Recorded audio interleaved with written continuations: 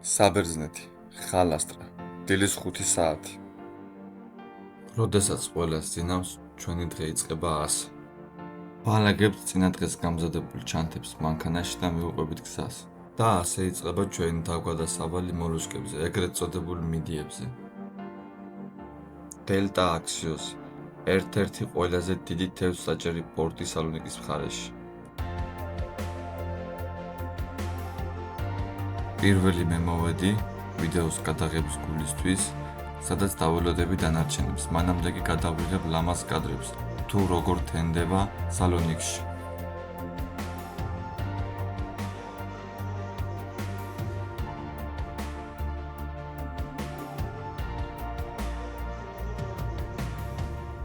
მოვიდნენ დანარჩენებიც, ნელა-ნელა ჩავსხდებით ამ პატარა ნავში და გადავინაცვლებთ უშუალოდ პატარა თევზსაჭერ გემზე. ვინაიდან ზღვის დონე არის ძალიან დაბალი და ვერ ხდება ნაპირამდე გემის გამოყვანა, ვიწევს პატარა ნავებით გადასვლა.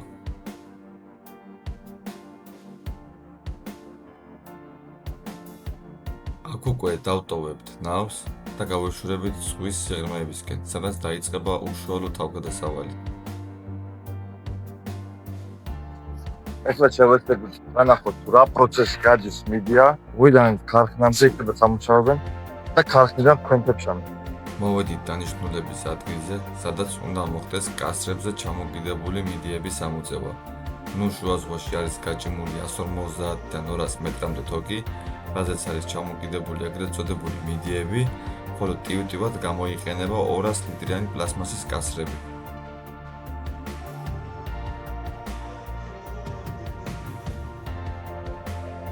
თოგის ამოწევის შემდეგ ხდება მიდიის დატვირთვა გემზე, რომელიც ხდება სპეციალური დამხმარე მექანიზმებით. შემდეგ ხდება მიდიის განცალკევება ბადეებიდან და იტვირთება მაგიდან.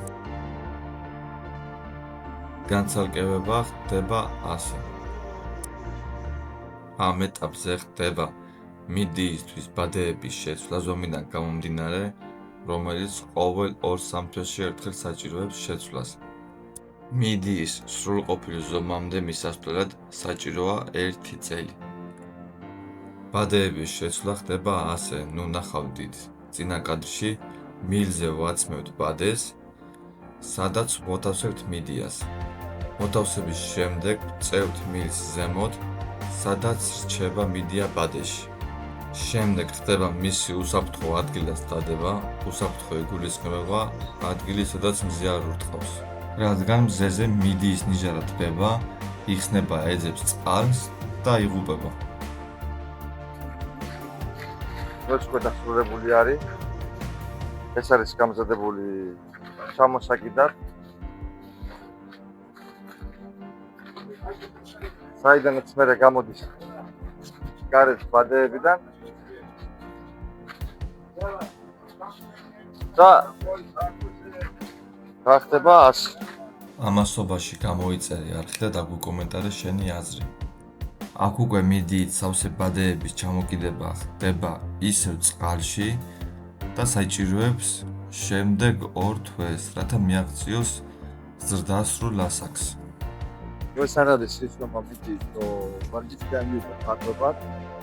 სამართლებრივება რამზე პროცედურა, ვეთქია ჩვენ დაბადების არის. თავიდან დაბადებიდან ძალიან პატარა, გასულებს ასე. ახლა კი გთავაზობთ წყალქვეშა დროინდ გადაღებულ კადრებს, როგორ გამოიყურება მიდიები წყალში. ეს უამრავი თევზი, რომელიც იკვებება მიდიებით. ალბათ გაჩნდება კითხვა, თუ ამდენი თევზი იკვებება მიდიებით, რა რჩება? არა, პირიქით ეს თევზები კარგი არის, რადგან ჭამს პატარა მიდიას, ხოლო ბადეში რჩება მხოლოდ დიდი მიდიები. ასე რომ თქვათ, გვეხმარებიან წარმოებაში და გვიტოვებენ მხოლოდ დიდ მიდიებს.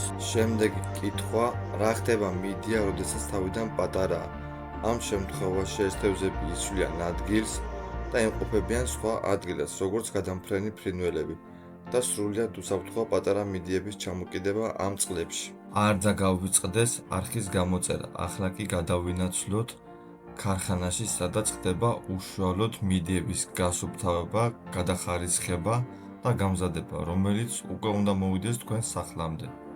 ზღვიდან ამოყვანილი მიდიები თავსდება ამ დიდ ნიჟარას, სადაც უკვე ხდება მათი გადარჩევა, გასუფთავება და გადახარისხება როგორც დიდი, ასევე პატარა მიდიების. ამის შემდეგ ის ინაცვლებს სპეციალურ რეზერვუარებში, სადაც მიმდინარეობს 24 საათიანი წყლის ფილტრაცია, რომ თქვენამდე პროდუქტი იყოს უსაფრთხო და სუფთა. ამ ვიდეოს პარტნიორია სპიროს მიდია, რომელიც მდებარეობს ხალასტრაში, თესალონიკის მხარეს და მისი მხარდაჭერით მოხდა ამ ყველაფრის გადაღება, რომ გადმოგვეცა ეს ყველაფერი თქვენამდე. რისთვისაც ძალიან დიდ მადლობას ვუხდით მათ და მის ოფიციალურ ვებ გვერდს ჩავაგდებ აღწერაში. მე აქედან ნელ-ნელა დაგემშვიდობებით მომავალ შეხვედრამდე, არ დაგაუცდეთ არხის გამოწერა, ვიდეოს დალაიქება და დააკომენტარეთ თქვენი აზრი, თუ რა კითხვები გაქვთ მიდიებთან, მოლუსკებთან და ზღვის პროდუქტებთან დაკავშირებით.